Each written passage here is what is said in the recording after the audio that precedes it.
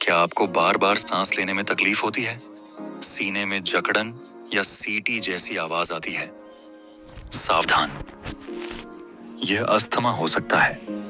Asthma में सांस की नलियां सूज जाती हैं, जिससे सांस लेना मुश्किल हो जाता है।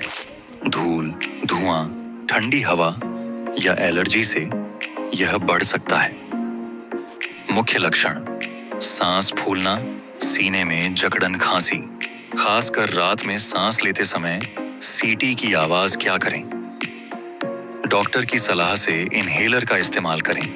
धूल धुआं से दूर रहें, ठंडी चीजों से बचें। सही इलाज और सावधानी से अस्थमा कंट्रोल में रह सकता है।